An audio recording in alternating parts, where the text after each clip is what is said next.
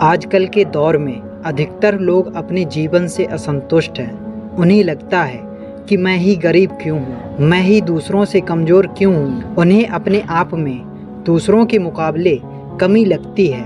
वे इसका दोष भगवान को देते हैं, उन्हें अपनी स्थिति का कारण ठहराते हैं। इस कहानी में आपको इस प्रश्न का संपूर्ण उत्तर मिल जाएगा और आप अपने जीवन से संतुष्ट भी महसूस करेंगे।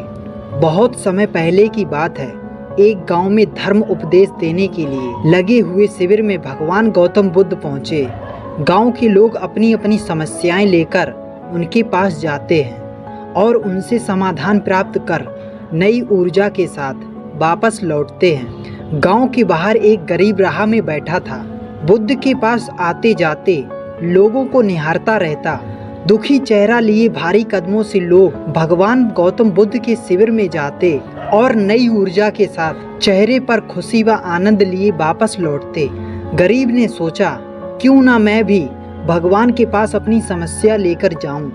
यह सोचकर हिम्मत करके वह भी शिविर की ओर चल देता है। शिविर में एक एक कर क्रमबद्ध तरीके से व्यक्ति को प्रवेश मिलता है, इसलिए वह भी अपनी बारी की प्रतीक्षा करने लगा। जो कुछ उसने रास्ते में देखा, अब यहाँ उसे साक्षात देखने को मिल रहा है। लोग एक एक कर अपनी समस्याएं बता रहे थे। भगवान गौतम बुद्ध चुपचाप शांति से सबकी समस्या सुनते और जवाब देते। उसकी भी बारी आई। उसने भगवान गौतम बुद्ध को प्रणाम किया और बोला, भगवान मैं ही गरीब क्यों।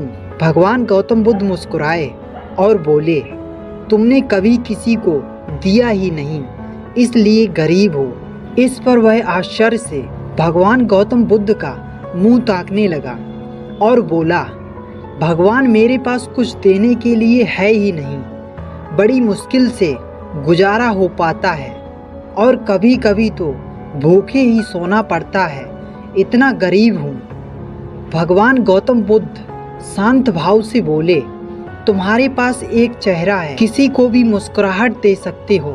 तुम्हारे पास मुंह है, किसी को भी प्रशंसा भरे हुए शब्द दे सकते हो।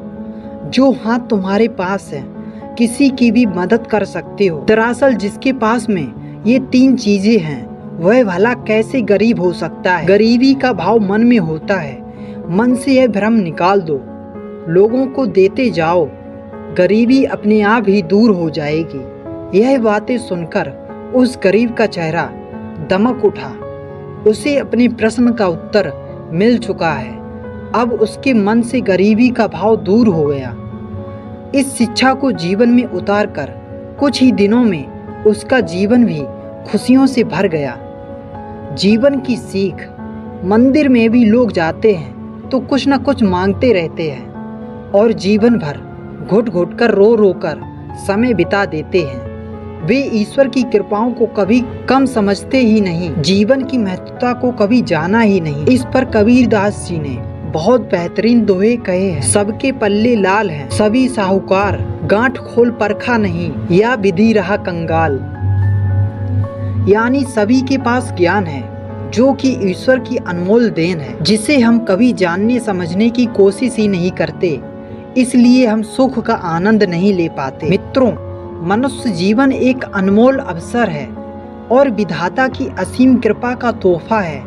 हमारा सर्वप्रथम यह कर्तव्य होता है कि हम उस परम परमेश्वर की इनायतों को समझें, ईश्वर की कृपा को जानने की कोशिश करें। और इसका सबसे आसान तरीका है खुद को समझना।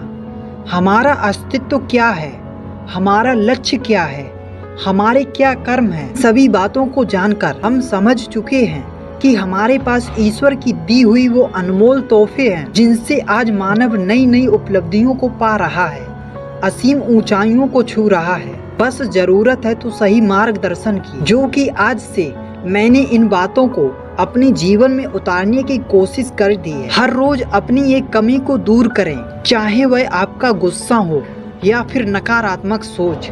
जब भी कुछ सोचो तो अच्छा सोचो।